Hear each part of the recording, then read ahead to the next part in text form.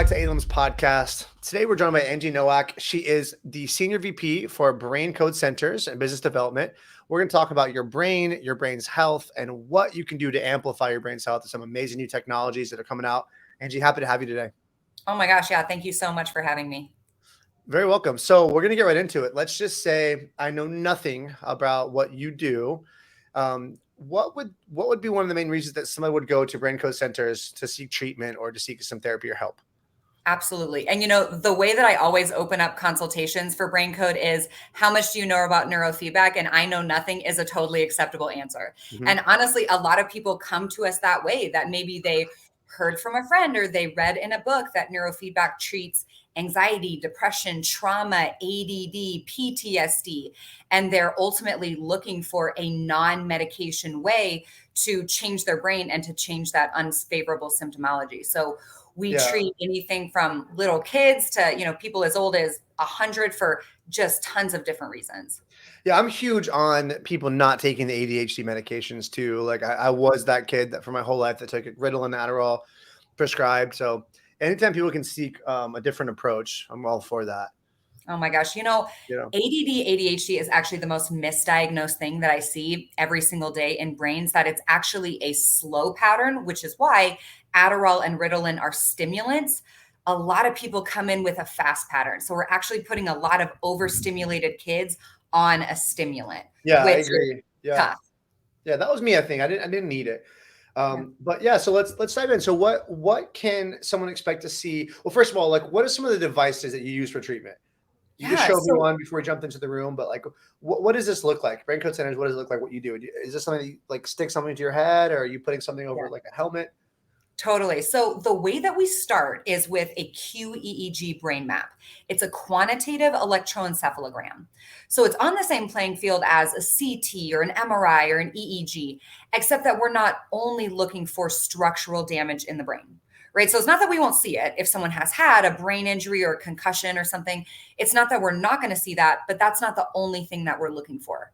We're looking at the electrical and neurological wave activity happening in the brain. And everything is going to show itself to us in neurological patterns: anxiety, depression, trauma, PTSD, brain injuries. And we do that through using a QEEG cap. So I put this full cap on their head. That's only for the brain map. Normal sessions are just little electrodes.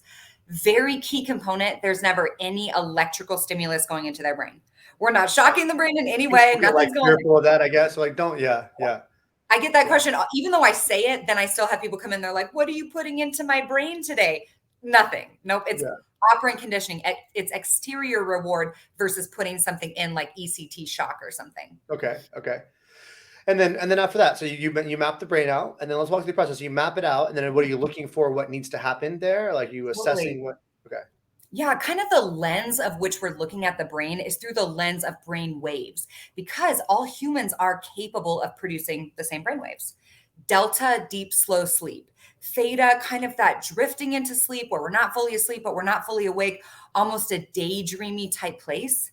Alpha wave activity is a receptor. So alpha is kind of your bridge. It helps push the brain up in the fast. It moves it into the slow. Too much or too little alpha, and we tend to feel really stuck. Like, either I'm so stuck in the fast, my brain is racing, I can't shut it off, or I feel really stuck in the slow, I'm kind of foggy, lethargic. Why can't I get my brain up and working? Beta should be clean, focused energy. High beta is fight or flight. And we need it, right? We need all those waves. If we are in danger, high beta alerts our brain and tells us, holy cow, I got to get the heck out of here. Mm-hmm. If we're trying to go to sleep at night, if we're trying to work our job, if we're trying to play with our kids, and our brain is telling us that we're in danger, we're going to have a totally different response and a pretty unfavorable response. Okay. So what are we treating? Like how would the treatments look? Like if I came in, or a typical person that would come in, what would they be getting treatment for? Gosh, that really spans across the board, that we do treat, I would say most commonly, anxiety, depression, ADD, trauma. We specialize in brain injury. So we work with a ton of concussion recovery. I've seen, obviously, over the last couple of years, this long COVID pattern, which almost looks like a brain injury. If you talk to anybody struggling with long COVID, their symptomology lines up with a brain injury. Okay. Yeah. But yeah, that's really how we start, is with that brain map. Depression is so interesting, because like, how do you go about treating the depression? Something that I was just speaking to someone about I'm 38. I lived most of my life. And it's like, I've kind of gone full circle with it. So I lived most of my life, very competitive athlete. And I would really never accept the word depression. I didn't really like have much sympathy for it at all. I was like, dude, like, especially for men, like, this is really towards men. I was like, if you're depressed, cool, dude, like go work out. Like you're going to be feeling good. So I would never really like, oh, poor guy, you know? And then I went through a divorce. I went through the COVID era. So then I was like, okay, actually I'm depressed now. Like where I went for the first time in my life where I was like, I didn't want to get up and do anything. My ambition wasn't there. My mood wasn't there. I was kind of finding pleasure seeking activities, like temporary by myself some time and then go back into that again. And then I'm back out of it again. Then I realized that it is something you can kind of condition yourself out of. But for the people who don't have already like fitness geared mentality, great friends, like for people that aren't in my shoes, depression really hits them. It can hit them hard. Yeah. So depression can hit anybody. And yeah. so what's interesting, and I'm glad that you asked that, I don't actually use the term depression a lot when we're looking at brain maps, because we do a full hour-long review when we're doing brain maps. And I will maybe ask like, hey, I see this pattern. Is anxiety a word that you associate with? I have a lot of people who are like, absolutely not. I don't associate with that at all. I'm like, oh, okay, no problem. And then I start saying things like, what about hypervigilance? What about stress? What about ruminating? What about hard time sleeping? Well, yeah. Okay, we're saying the same thing. I'm just calling it Hypervigilance, would you mean like they're always worried about someone breaking into their house? Or just like that you're kind of always waiting for the other shoe to drop, right? That you're always kind of in this state of like, oh, okay, I'm just nervous and I'm waiting for stuff and what's going to happen. Oh, there's actually nothing wrong. Why am I so stressed about it? Okay. Yeah. A lot of people live like that. A lot of people live in very like, that's why I'm so excited about this podcast, because the mind is so important. And like, you know, we're talking a lot of the brain science, but it's like, it kind of splits. Like there's the science, what can be mapped. And there's just like the ancient wisdom that people just have understood forever. And it's like, you know, if you identify as this person or these things are going to happen to you, they will slowly start happening to you. I just made a video that I got so many responses about getting old. And I was like, man, like I'm going to compete in the worlds again in my sport at 38. And I don't feel like I'm getting old at all. And I'll have guys that are close to my age and they'll refer to their body like they're falling apart. And I'm like, if you think that you are and you treat it like that, then any little ache you feel in your knee, you're going to be like, oh, my knee's on the way out. And for me, I'm just like, I need to go stretch and ice it and I'm good to go tomorrow. I don't really like think, oh, my knee's dying here, you know? So your brain actually cannot tell the difference between your thoughts and feelings and reality. So if you are telling yourself constantly, I'm getting old, my body's breaking down, man, my memory's really slipping, your brain actually can't tell the difference between that. So really, you actually do legitimately speak that into existence. Yeah, that I feel believe it. Yeah, I believe it. I live it, but that's me being so stubborn. And that's, I mean, I've read all the books and I know that now, but prior to that, things that people would say, this is how it is. I'm like, that's not how it is for me, dude. It might be how it is for you, but no. And like, I remember being young, especially 25, like arrogance, but it's like, I was usually right if I would believe in something like that. And it's just because what I believe is my reality. You know, I'm like, oh, it's not going to happen to me. Not today. Yeah. So yeah, I'm really interested to hear about that. So, okay, let's dial back. The people who come in and they feel like they're depressed. Yeah. And they come see you, and are you treating, or are you helping grow the company? By you the actual I've been a clinician for years. So I was hands-on doing clinical work. I'm feeling depressed. What can you do for me? Yeah. So we start with that brain map. We do a full hour review. And then our treatment team, we sit down as a team and we create a series of individualized protocols for that person. And the protocols essentially are, how can we increase this wave activity, decrease this wave activity? Because really it's ultimately overproduction of underproduction of wave activity in the brain and kind of where it's happening. You don't want a lot of fast wave activity all up in your feelings area. And you don't want a ton of slow wave activity in your area of linear learning. That's never going to serve you well. So we create all these protocols so that every time someone actually comes into the office, they're doing the neurofeedback, otherwise known as operant conditioning training. And we know, right, that operant conditioning is reward-based training. If you have a puppy, right, we're not going to try to train right now. Yeah. How do you train a puppy? You train them with treats, right? Mm-hmm. You tell it to sit, you give it a treat, it's going to repeat the behavior because it wants the reward. Eventually, though, we can take away the treat and it still knows how to sit, as now that's a new neurological highway in its brain. We have neural pathways to literally everything. Every morning when you wake up, you never have to relearn how to walk, how to talk, how to eat, right? Unless you have a really severe brain injury, you don't have to relearn those things. You learned it as a baby, committed it to permanency in the brain, and now you run over those same patterns every day. equally as deeply ingrained to the neural pathways, to the things that are favorable to us that we want. The walk, talk, eat, the good stuff are the neural pathways to things that are less favorable. Anxiety, depression, trauma, ADD, bipolar, not serving us well. So with neurofeedback, we're not erasing old neural pathways. We are physiologically creating new ones and then teaching the brain to only take the new ones that we've created. And we do that with reward-based training. And so what does the reward look like? Yeah. So it's definitely different depending on the system. So when somebody comes in, they always have a couple of those small silver electrodes on their head. Again, no electrical stimulus going in, only picking up information. I wouldn't be fearful of that. I understand that. But like for me, I would like, let's go. What are we doing here? Like strap me up. I have people who come in and are like, well, can you shock me? I'm like, no, that's actually not, I can't just turn it on at will. That's not how our system works. Funny.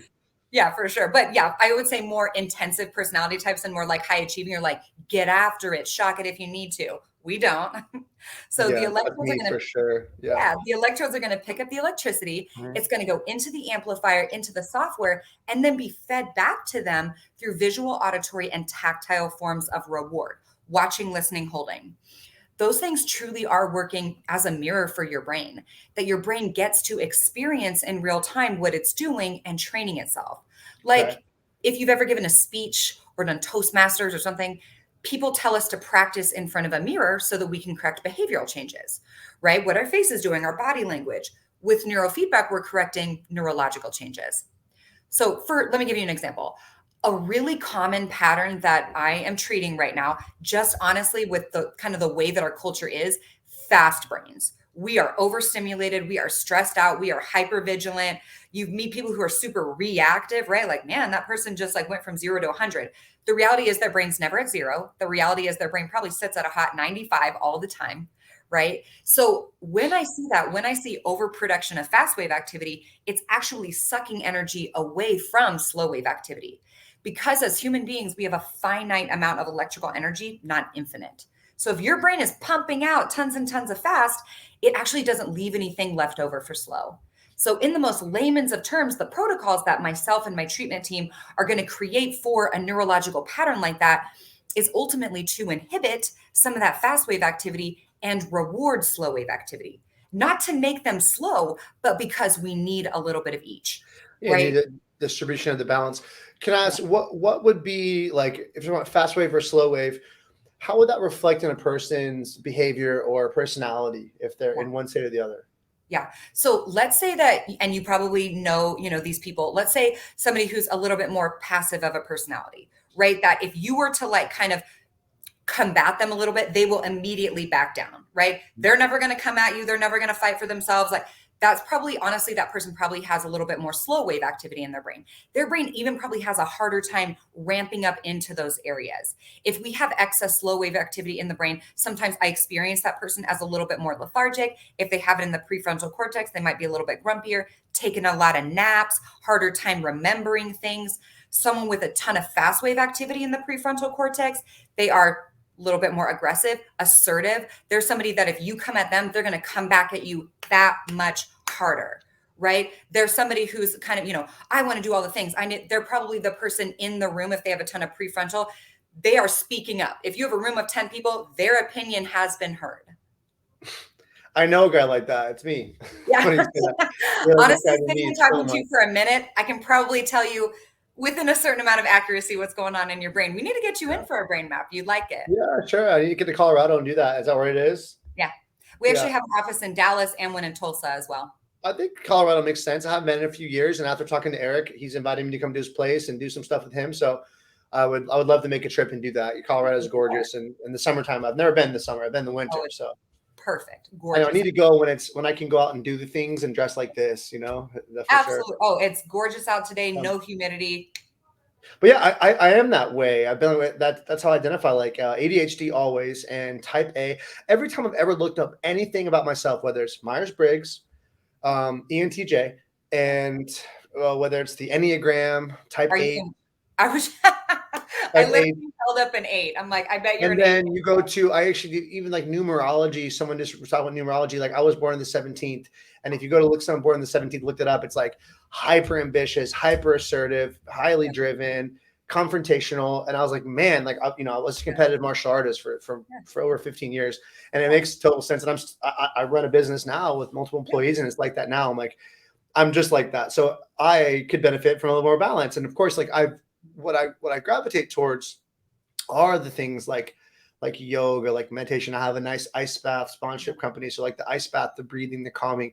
I always love the state that I enter when I feel slow internally. However, that's far and few between that I feel like that. So I just another guest that I booked for the podcast. She wrote a book called The Art of Balancing Burnout. She's an author. And we had a preliminary phone call yesterday, and she said, "You always speak this fast. I'm going to have to slow you down on the show." And I was like, man, she read that in just a few minutes. She's like, you can tell. Like, so it's like, it serves me well as far as how my life is set up and how much I can accomplish in my week. But at the same time, like, I could definitely, I could learn to breathe more and relax more. And I try to be conscious of that. So, it's about flexibility ultimately, right? That you need to be in that 90% of the time, maybe 80% of the time, right? Going hard, getting after it. When it's time to chill, when it's time to be with your partner, when it's time. Yeah, my daughter, my partner. Yeah. Mm-hmm. Yeah. And a lot of people they don't run and going hard, being combative, all the things, to how do I transition into this place of like peace and calm? And how do I go on vacation? I hear this from people all the time. Well, I went on vacation because I knew that that'd be good for me. And I just thought about work the whole time and it was so stressful. Well, yeah, because actually nothing changed in your brain. You changed your environment, nothing in your brain changed. And so you've trained your brain to live here and then expect it to magically transition out of that. And like any skill, like our bodies, right? If we want to make our bodies stronger, we lift weights, we run. I'm an athlete as well. We do those things. What do we do for our brain? Because our brain is ultimately a muscle. How do we train it? This episode of the 8 Limbs Podcast is brought to you by Neutopia. Neutopia is an amazing nootropic solution for any entrepreneurs or high producers out there that are looking for a solution besides the traditional Adderall or Alpha Brain. Neutopia is a fully customizable box with 12 different compounds. I have personally been taking this for years. I have my entire team taking this as well, and it is an absolute game changer. There's some days you want to be social. There's some days you want to lock in and get focused data entry work, and Neutopia has a solution for you on any day. Use code Salazar to save 10% off. Yeah. Okay. So how do we train it? Let's start. A lot of the people that are going to watch this podcast and people that are kind of gravitate towards my content. So if you're speaking to someone like we just described, that's like a type 8 and is hyper intense and fast wave, like how would they train their brain? How would you go about the treatment? You actually just pause for a second. Will you say that just one more time? I don't know what happened. Oh, neither. Yeah. How would somebody treat their brain? And that would say they're type 8, they're hyper focused, hyper productive, hyper energized. How do they treat themselves, or how do you treat them? Totally. So again, it's never about making someone slow. And I don't ever want someone to hear that who's fast, right? Like, well, I don't want to be slow. No, sure. It's about flexibility, right? So they were to come in and, visually, so they have the electrodes on the head, they're set up, ready to go. Visually, I have a ton of different visuals that you can experience. And this is where, especially people who maybe have a negative association with counseling, like, don't ask me about all the feels, I don't want to get up in it. This is a really passive form of learning, right? Because it's not about thoughts, it's about waves. So I have brain games, which kind of look like video games, but you don't have a remote control. You are controlling it with your brain. Then I have different shows that you can watch. So it should be that passive, enjoyable form of learning. However, when I say though that your brain is controlling it, I don't mean your thoughts, because our thoughts are really not actually controlling as much as we think that they are. Even though I know we live in a day and age that's like mind over matter, mind over matter. If you were to wake up tomorrow and be like, I'm going to forget how to walk tomorrow, I think I'm just done with it. I'm over walking. You absolutely couldn't. That is deeply ingrained neurological patterns and muscle memory. We can tell ourselves, let's say you're going into an argument with your spouse, or you're going into a thing with your spouse and you're like, I am going to be so calm and so collected. No matter what they say, I'm not going to get triggered. And then 20 minutes later, you're losing your mind. And you're like, well, what happened? Oh my gosh, why did I do that? Those are deeply ingrained neurological patterns in your brain. So the idea that one day we can just be like, I think I'm done with anxiety. Depression, I'm over it. No, thank you. ADD, bye. That's a lovely idea. That's not real, right? Deeply ingrained neurological patterns in your brain. So again, we're not erasing old patterns, we're creating new ones. But let's just say, for example's sake, though, that today, somebody's going to do the plane game. So this little plane, it goes through all these tunnels. Their brain is physically controlling how fast it's going, how much exhaust is coming out, the music going up and down, and then the bear they're holding whether it's vibrating or not. All of those things, their brain is controlling all those things, not with thoughts, with waves. So, okay, great. Electrodes on, plane's ready to go. They're ready. I'm on the back end and I press play on the system. If their brain map, their QEEG has already shown me that their brain is all fast and no slow, that's all my electrodes can pick up. I don't care what time of the day it is, their brain is only pumping out that wave activity. So that's what my electrodes are going to pick up. They're going to pick up that fast. It's going to hit the amplifier and then hit the software. The software is going to go, wait a second, Angie, the clinician, put in here, inhibit that beta and high beta and only reward some of that focused, motivational, calming theta wave activity. So at least right now, if your brain's pumping out all beta and high beta and no theta, it's not doing what I'm asking it for. So the little plane that you're watching is going to be puttering along and falling off the track, and the music's dim and the bear's not vibrating. Their brain is not receiving any novelty forms of reward because it's not doing what I'm asking it for. It's so interesting. Yeah. What state do you wake up in the morning? What brainwave state? Everybody's different, actually. Really? I talk to people all the time. What you should wake up to is a theta place. Theta. I always heard that. You're going into theta, kind of that in between. And I'm sure you talk to people all the time who they wake up, their brain is going 100 miles an hour. Yeah, but I think so. I've heard, obviously, like what I have here, like the most influential books I've ever read, and obviously one of those, Think and Grow Rich, and a lot of Bob Proctor I've read, and I've always heard that, and that's why I have my journal there. I journal that every morning. And affirmations, and it's been incredibly impactful in my life. But I've heard that the time to do it is when you first wake up, because you're in theta when you wake up, and so your brain's transitioning into the state, and it's very programmable in that state. Yeah. So when you write affirmations and you wake right up and get to pen to paper, your brain can really receive that and like seal it in more. I wonder if there's some truth to that. I don't know if that's just like a superstition. No, actually, I think that is so powerful. And the way that actually I've said it before is our thoughts being untangled through the passing of a pen, that our thoughts are so clear in that state. And if you wake up in a theta place, that's kind of the goal, right? That we should wake up in a theta place. And we want you to wake up in a theta place. And I train people to wake up in a theta place. A lot of people don't. A lot of people wake up with anxiety. A lot of people wake up with racing brains. A lot of people actually never really slept well in the first place. Yeah. You know, I talk to people. That's a whole another podcast, but yeah, for sure. Gosh, sleep is. I have a huge thing about sleep. I'm like obsessed with sleep. So, and I get incredibly delicious, dreamy sleep now, but different stage of my life, I did not. So for sure. Yeah. And that's it, right? If you're getting great sleep, then you are waking up and you are starting your day off right. That the worst thing we can do, honestly, is wake up and immediately look at our phones. Yeah. It triggers the best thing that you can do actually is journal and then go outside and spend some time in sun to like reset grounding, get the body in the ice. Oh yeah. So powerful. But do all of us do that? No, sleep. I agree. Sleep is a whole nother hour. But yeah, that honestly is true, that if you are waking up in the theta place, that's the way you want to wake up. That's an amazing place to be. It's such a calm and clear state. A lot of people don't. Yeah. I love that. That's some truth to that. Now the sleep thing is so interesting because I've studied sleep a lot. I've been really into it. Now I get really good sleep, but just about a few months ago, my daughter woke up. She almost never does this. And she's 4.5. So she comes into bed with us, and she was scared. She had a nightmare. So of course, like, let her sleep in bed for the rest of the night with us. But I didn't sleep at all because she wiggles and she squirms and she's like burning her foot underneath my leg. And like, so I had a really bad night's sleep, and I was so incredibly off, groggy and grumpy all day. Yeah. And I still slept like 6.5 hours. Like my sleep tracker said I slept 6.5, but it was just trash sleep. And I was thinking to myself, like, how many people function like this all week long? Like, this is just their normal. And I was so off. I was so many states below where I normally feel. And I was like, wow, like a lot of people don't even know that life could get better. And this is not how you're supposed to feel. Yeah. You know? But when you've like lived in that state so long, you don't actually know what it feels like to feel really good. You know, I think about that. And I've talked to people about that you live in your brain, right? And so I'll see brain maps that are wild. People are 6 standard deviations above me here and here.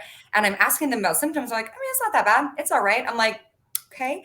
And I kind of say it like this, like, hey, if somebody else who didn't have this pattern jumped into your brain, I think it'd be pretty intense. And they're like, that's probably true. But when it's your reality, Yeah, when your reality is 4 hours of trash sleep every single night and you just function that way and you're kind of brain foggy, yeah, you're kind of grumpy, yeah, but that's your reality. Mhm. Yeah, I Yeah, think I say this a lot. I think that a lot of people don't know how good life can get when you get everything dialed in. yeah, And I can speak to myself, like, even like I love the Facebook memories. I can look back 10 years ago and it'll show me like, I remember like how I felt, the season, what I was doing for work, like everything. I'm like, man, like that dude didn't know anything about how good his life was going to get yeah. and how good he was going to feel. And I'm like, man, I love that 38-year-old me. I have more energy, feel like I'm in better shape and stronger and more energy than the 28-year-old me. Yeah. And it's not that I'm getting younger. I've just learned how to dial myself in so much better. My nutrition, my rest, my training, Yeah. all the protocols. So, and the sleep's huge. And I can see that being a big part of someone deteriorating mentally. What are some of the other things that would bring someone into depression, or if they feel like they're high anxiety? I'm sure that's probably most of it. A lot of people are very high anxiety. A lot of people are, but depressive symptoms come along with that pattern as well. So I treat a lot of people for anxiety and depression. And kind of we have the medication mentality where it's like, I take a med for depression, I take a med for anxiety. Those things are very deeply interconnected. And with neurofeedback, we're not trying to separate everything out because you can't, right? That everything is so interconnected in the brain. So we have to treat everything. That if I see a pattern, you could be sleeping better, I have to train it because the brain, like the body, is holistic. You wouldn't go to a gym trainer and be like, only train my arms. That's it. They'd be like, no, right? They'd say your body all works together. You see those dudes in the gym who obviously they skip leg day every Mhm, day and they look mhm, ridiculous. Your brain, don't skip leg day. mhm. Okay, I like that. How many type of treatments does someone need to do before they would start to feel it? Totally. I would say most people around 10 to 15 sessions in, most people on average do around 40 to 60 total. And then, but I would say around 10 to 15 in, you're starting to notice more of that significant change. It really, because I'm a gym person, neurofeedback, I always relate to the gym that people are like, well, why didn't I notice something after day one? Do you go to the gym and expect to build muscle in one time? I Yeah. mean, sometimes I do. I'm not gonna lie. Sometimes I do, but that's not the reality, right? It happens over time. We're changing those patterns over time. Yeah, I can't even just a second that what you said. I agree. Like that's the world we live in now. I mean, like I've done Brazilian Jiu-Jitsu for 17 years, and it's been the most impactful thing in my entire life by a long shot. Everybody, and I sometimes I make fun of that, like to my gym friends who just do gym like fitness, and I'm like, yo, like fitness is like checkers. It's part of it, but it's nowhere Yeah, near like life changing as something that's going to test you like that. But the yeah, reason why a lot of people can't do like a skill based physical activity is because yeah, they don't see the results right away. And so like the gym, they may not see the results right away, but at the same time they can just like not go for a week and then go. There's no one holding you accountable. There's no benchmark test. You're just going. When you go, you can go and do a little butt workout, then you can leave and you go back and you're like, oh, I'm not sticking to it. So we're in this world now that people don't get really excited unless they see it immediately. Hence yeah, why, like in the sales, and I own a marketing agency, so in the marketing world, I always say like, what's more desirable? If you say, hey, I can get you a beach body, you look great in a bikini, but you're gonna have to work out for a year. You're gonna have to cut out sugar. You're gonna have to get up in the morning, or that's gonna be $500 a month, or you can pay $5,000 a month, and you're gonna have to go to the needle. We're gonna give you surgery, but it happens next week. They're like, oh yeah, sign me up for that. yeah. Like it's a Oh, hell yeah, wow. immediate. Instant Let's do it. gratification. Yeah. Yeah, So people are going to always want that. So yeah, I'm with you. So it takes some time, which is, yeah, certain personality types understand that and some don't. And I know that's probably, in the business world, that's probably part of the sales cycle where you're like trying to message to someone else like, hey guys, like you will get a breakthrough here, but it's going to take some sessions. yeah. For us, it's the education part that you're right. I mean, and we do live in the medication mentality. I want to take a Xanax and I want to feel better right now. Maybe it doesn't actually solve anything, but like I feel a little bit better in the moment Yeah. versus how do I keep from feeling this way, period? How do I build my brain? How do I make my brain more resilient? Hmm. And honestly, I train so many people and I believe that our culture is hungry for that, but we've been taught. I go on a walk when I'm in Washington with my family. My mom, my sister, and I go on this walk, and there's this sign. I don't even know what it's for, and it's literally like, "Don't work out, don't do anything, and get the body that you want." It's every time I see it, I'm so personally offended by it because I'm like, that's the mentality. Don't do Yeah, but I anything, mean, you can everything that sell to people people like that. And it's probably are. just some BS thing, but Yeah, I'm but sure it a lot is. of people would be like, whoa, what? I'm I interested. want that. Tell me more. Yeah. The reality is your brain is a muscle. You got to train it. You got to flex it.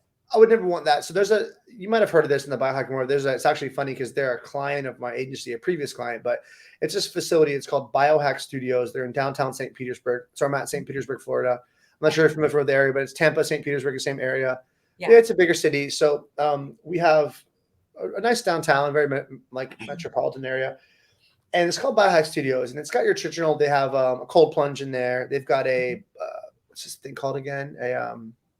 Biocharger, where it's like a Tesla coil that you sit next to and you get some frequencies.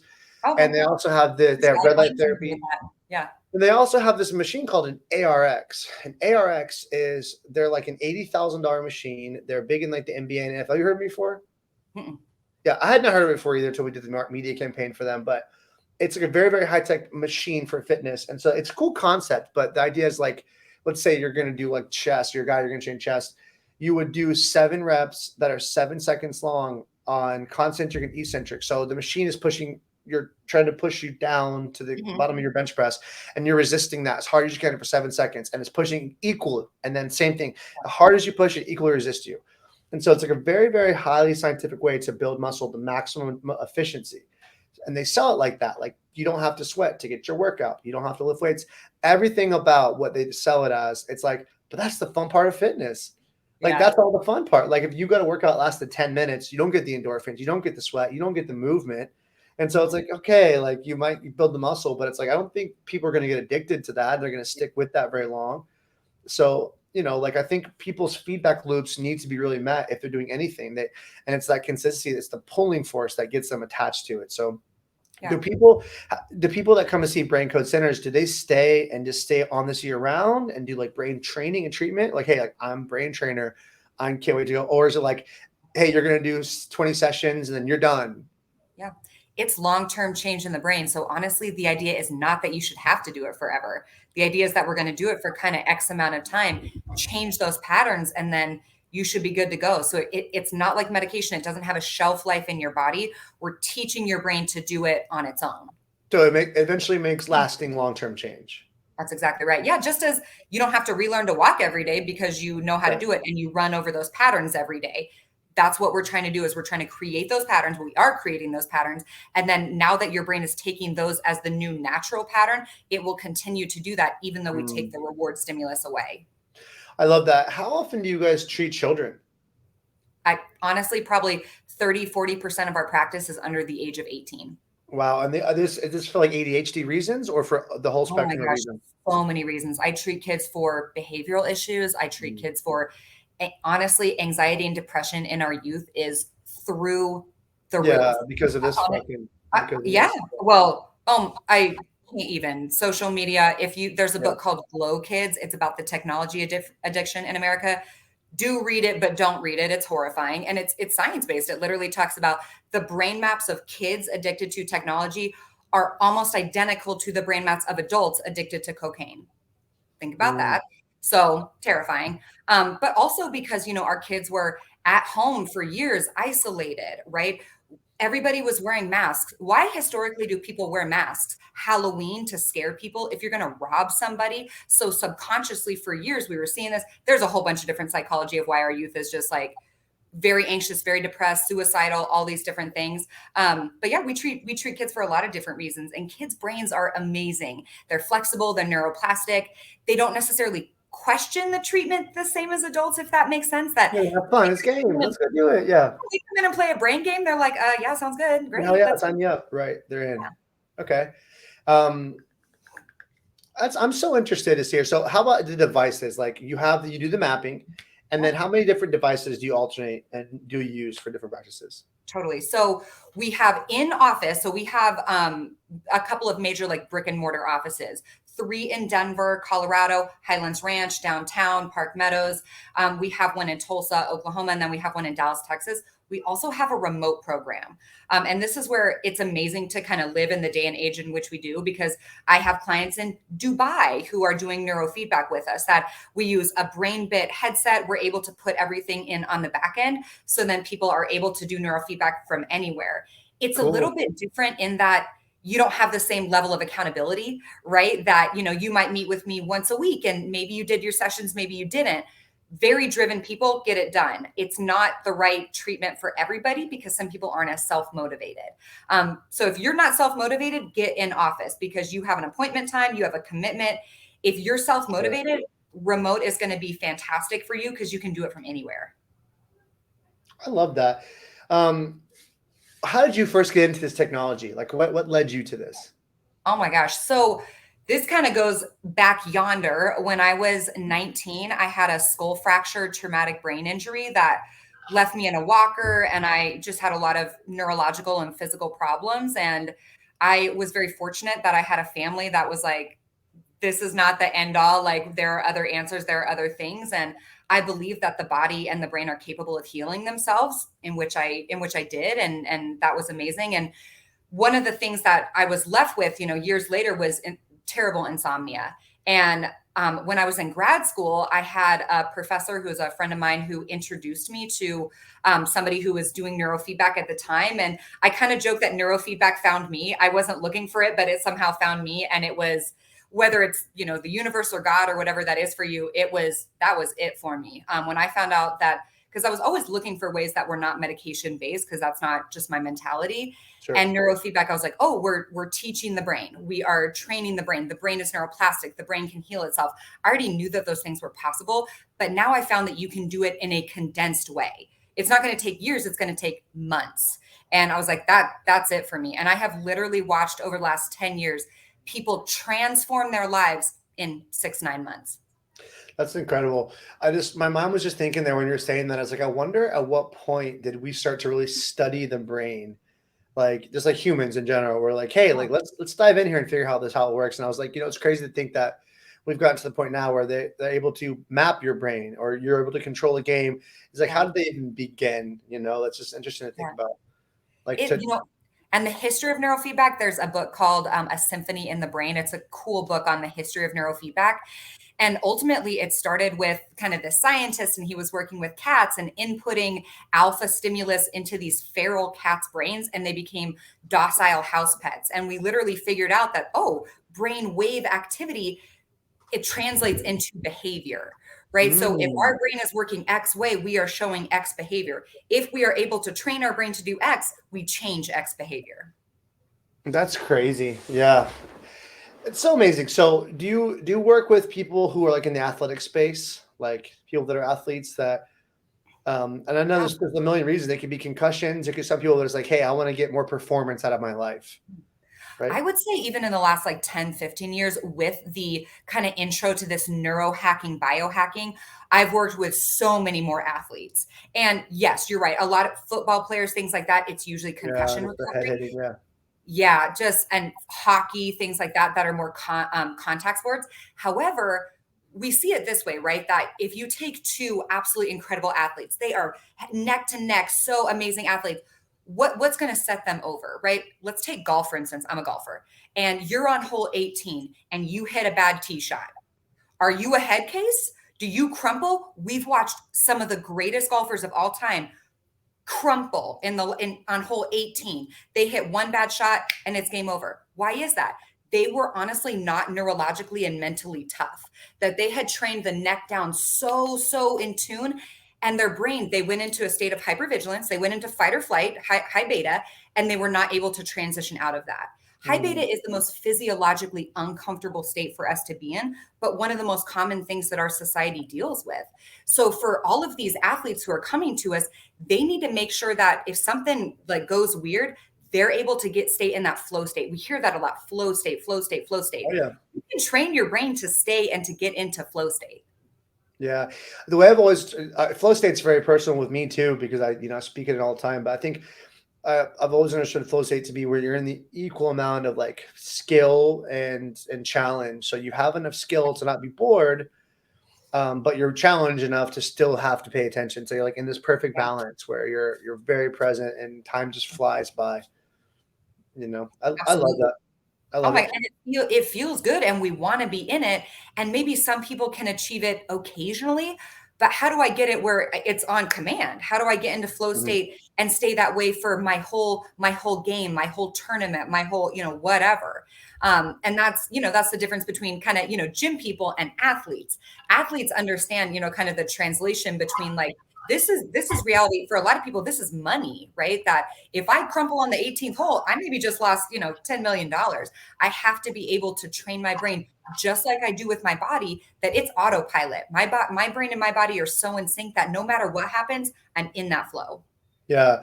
When you say crumble, are you talking about they like lose their temper and freak out on the golf course? Not necessarily, more like you get stressed out, right? Like, oh my gosh, I just hit a bad tee shot. How am I going to get out of that? Now my brain is racing, right? What happens when our brain goes into high beta? Our body, our heart rate variability, hands start sweating, heart starts pounding, our legs get a little bit weak. We have a very somatic response to being in that neurological state. That's never a good neurological state to be in if you're trying to achieve and win something, right? I don't know a lot about jujitsu, but let's say that you get hit or something happens, right? I just watched a friend in a bare knuckle boxing tournament. It was super intense. Were you there in Denver? Yeah. My friend Chris, I got the pay-per-view. Yeah, no, Chris is a bare knuckle boxer, and I'm watching these boxers, and somebody who they have trained so much, but you take a bad hit, you have to be able to recover from that in 2 seconds, right? Yeah. You cannot get in your head. If you're a goalie in soccer and you let a goal in, if you go into a state of high beta, you for sure are going to miss the next one. It's not even a question. I think the difference in those guys, especially the bare knuckle and those guys that are fighting, is like they want to recover fast, but there's no way to train your brain's ability. So like if you get rocked with a shot, you're just equilibrium's off, your ears are ringing, and you just can't get your feet underneath you.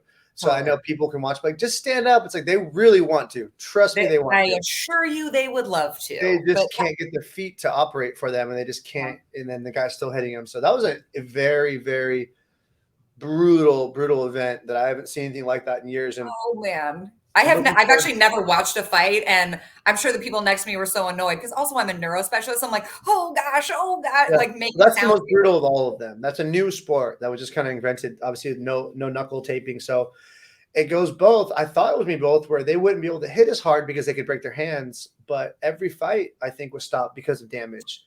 So I think every fight was the teeth getting knocked out. Every fight was stopped because of some bad. Only one of them went 5 rounds. Only one, because everything else. Alvarez and Chad Mendes. That was the co-main event. Yeah.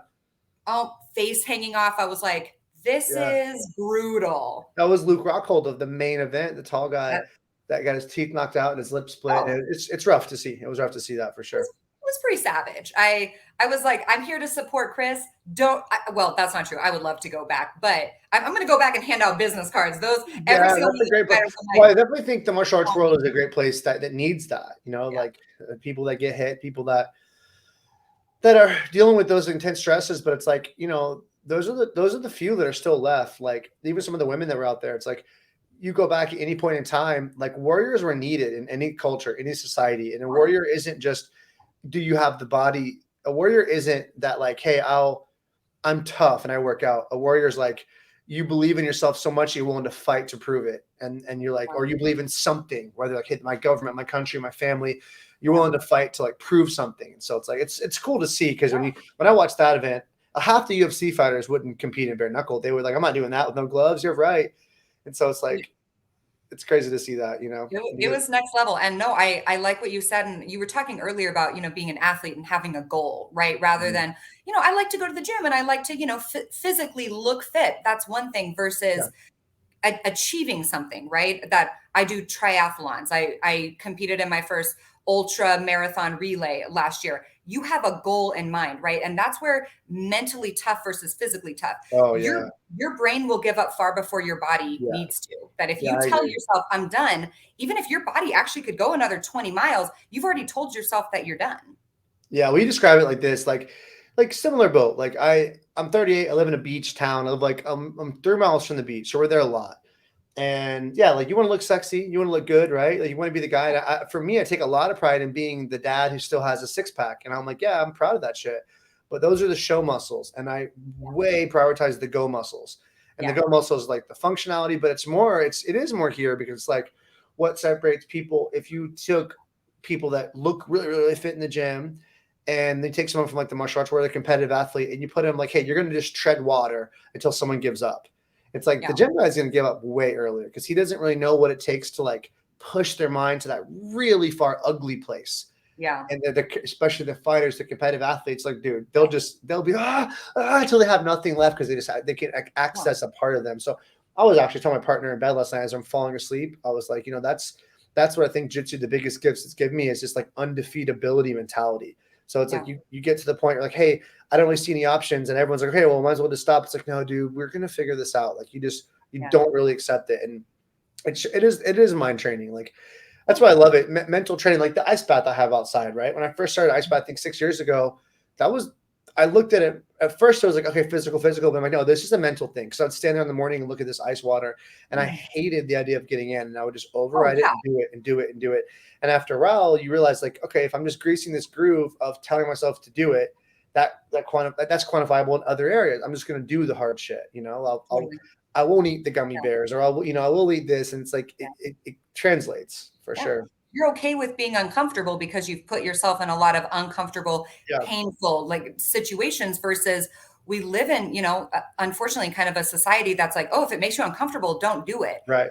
Well, that's where all the rewards are. All the rewards are in the risk and the discomfort. And I like that. What you just said, So I had a buddy that was telling me recently, man, look at all these guys like have their guts and their bellies and like how are they gonna walk around like that? And I was like, I love it. And it was like, what do you mean? I'm like, it's like I'm so surprised. I'm like, I love it. I was like, they're lazy. I'm not. I get to stand out when I show up. And I was like, I love that. Like, it immediately allows the people who apply themselves to stand out. And so it's like when society's at a norm of complacency or comfort seeking, it's kind of like all you can do is show your lifestyle. I'm not going to like let myself get stressed with these people. I'm like, hey, like I'm the one who gets to walk around with pride today, at the yacht club pool or whatever, because you're like, hey, I've been this dude for a long time. Yeah. Or good. It's tough though, because I do see people who the brain controls everything, right? And if you are deeply depressed or you're crippled with anxiety, let me tell you what you're not looking to do. Go to the gym. And so it, that really does that. I believe, sometimes that's like work out and then get your mind right. Get your mind right, train that brain, and that trickles down. That I have people come in and they're like, I have zero motivation. And I look at their brain, I'm like, of course you don't, right? That you don't have, you're right. I have kids who come in who their parents are like, well, they're failing out of school. They must have some kind of learning issue or whatever. No, they have a motivation issue. They don't have any kind of learning issue, right?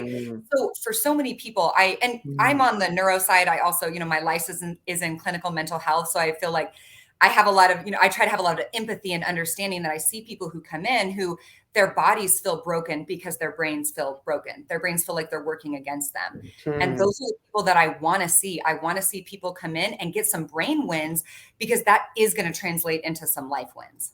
I hear you. And I think that's the area I was saying, like, I need to have more empathy because I don't like, again, like I'm a tough love, like hard kind of dude. So like if you're a grown man and you're 35 and you got 2 kids and you work a job, and I get a lot of Instagram direct messages from dudes like this, like a lot. It's a bombarding amount that I don't have time to respond to them all. And it's like usually like guys who are looking for some guidance. They're like, yo, bro, like love your content, love what you're doing. But like, I just, what do I do next? What do I do first? I can't seem to work out, whatever. And I just put content out like this because I'm like, that's all I can do is address it all in one big mass batch. But it's like, for me, I'll be like, yo, I'd like to just shake you and then slap you and then be like, yo, go hold up a picture of your kids and go for a run. And if you get tired, look back at that picture of your kids. And eventually you're going to snap into that. The warrior is going to wake up. But that could be what works for me. And someone else may or may not. So it's like, okay, so what does someone do that they're feeling like that? It's an important thing to dive into. And they don't live near you or Texas. They don't have access to this. Yeah. So one, we're global. I can send them mapping equipment. I can send them a headset. I start with a consultation. Rachel and myself, Rachel, the owner of Brain Code Centers, myself, we do 100% of the consultations for Brain Code, 100%. So you're either going to talk to Rachel or myself if you want to do neurofeedback. 45-minute consultations are totally free. We just want to educate. We just want to talk to people, and maybe neurofeedback is a good fit for you. We can literally work with you from no matter where you are. We have a whole remote program set up just for that. And for people, again, it's pretty passive. So, you're like, oh my gosh, the idea of going to the gym 7 days a week, for 2 hours, there's no way. Can you give 30 minutes to putting on a headset and doing a neurofeedback session? I'll bet you can. right? Yeah. And there are some people who are like, I don't have time for anything. Well, okay, then, Just live your life. Yeah, that's it. That's what I'm unwilling, at, Angie, is like when people start giving every excuse, like I'll try. And then if I hear pushback, I said, okay, then enjoy your life, bro. Like enjoy it. Like then you're not there yet. And yeah. that's okay. When you are there, when you're ready to at least, there's kind of the willing and able, willing and unable, unable, unwilling, right? If you're willing and a little bit able, let's do it. Let's go, because that is Mm. what we do every single day. That is our bread and butter, is getting the brain right, making the brain work for you rather than against you. Okay, so let's say they're willing but unable. Is there any insurances that would cover this for them? So with remote, we cannot offer super bills for remote. We can for in-person. We, Okay. we offer payment plans. We're some of the most cost affordable neurofeedback in the country. Okay. And so Rachel and I, we're big enough, we're small enough that we can work with people individually. So I say, talk to us, right? Let's Sure. figure out Yeah. a Have a way to make conversation. it Yeah. work. There are some people that financially, there's absolutely no way. I hear that. I don't run into that too often, if I'm Okay. being honest, because Sure. we have a lot of different ways, payment plan wise, to be able to make it work. Yeah, that's awesome. I love it. Well, that's been so insightful. I can't wait to like dive in a little bit. Where can they find you at if they want to learn more about this from you? Yeah. So at Brain Code Centers is our handle on Instagram. www.braincodecenters.com is our website. Both of those places, if you DM us, if you submit, something saying, hey, I want to learn some more information, we're going to reach out to you extremely quickly. I would say that we're super responsive. That's a goal of ours, is customer service. So Yeah, we'd love to talk to you, if nothing else, just to find out some more information. I love it. And then rapid fire before we bounce out of here. What is one of the most amazing transformations you've seen from the therapy? Oh my gosh. I'm thinking of a woman specifically who, when she came in, she told me she hadn't been on a plane in like 10 years, crippling anxiety, couldn't get on a plane, could hardly drive. Like driving to her job was crippling her Mm, every single day. And honestly, at 20 sessions, she looked me dead in the face as a person that I treated myself. And she said, Angie, I just don't think neurofeedback's working for me. And I said, trust the process, give it time. The change is happening. It's just not to the extreme yet that you want it to be. In mm. 40 sessions, she literally flew to China on a flight, Like the longest flight you can do. the Yeah. longest flight you could possibly do. And to this day, does not do neurofeedback anymore, has not for years, has absolutely zero travel anxiety. Zero. It was a very specific type of anxiety. It's not like she had anxiety all the time. It was specifically for travel, gone, done, transformed her life. She felt trapped literally in Colorado, in her life, and her body, changed her life. Wow, that's huge. Next question. What would 20-year-old Angie think about you in your life right now if she were able to see in the future and see a peek into it? 20-year-old Angie was pretty freaking ambitious. So I think she'd be seeing what I'm doing.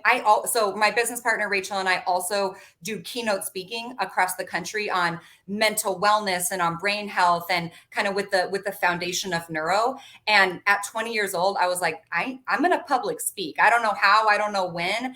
And at that time, I had a brain injury, but let's say a little bit before that, I believe that I went through, things that I wouldn't take back. Honestly, if I could go back in time and change it, I wouldn't, because Yeah, it shaped gave you. me, it gave me the testimony and the story. And honestly, what doesn't kill you, I actually believe that you can make you stronger. And Yeah. that's what it did for me. So 20-year-old Angie, I think, would high five me and be like, keep going. This is Yeah. not the peak. Yeah, I think that's a huge benchmark. We always say that I'm around a lot of super hyperachievers, and we always have to remind each other. We always like to say this. We're like, hey, what would high school you think about your life now, though? Yeah. And I know high school me would look at me now and be like, dude, you turned into that. Like, it would be crazy. And that'd be really exciting. So I hope Yeah. that you're feeling the same way. And then Yeah. the last one, let's say we fast forward 5 years and we're on this journey. Brain Code Centers is growing. What does it look like? We're like, hey, those 5 years really counted for me. Like, what is the big picture here? Yeah. I'm a huge goal setter. You actually have a 42% more likelihood of achieving goals just by writing it down. So I am always writing down goals because I believe in manifesting them and making them happen. I want neurofeedback to be global, that when you think about mental health and treatment for mental health, right now it's kind of medication or counseling. I want it to be medication, counseling, or neuro. And I want brain code centers to be at the forefront, leading that charge, educating people everywhere that you have options. And I want Rachel and I to be speaking all over the world every single week. I love it. I hope to see it. I think it's going to happen. I can already feel your vibe. You seem very focused, incredibly articulate, and very knowledgeable about what you do. So I'm impressed. And I'm going to check back in 5 years and we're going to see where you're at. I hope so. I love it. Thank you so much. This has been awesome. Your podcast is powerful. Thanks for having us. Thank you so much. Have an awesome day. You too.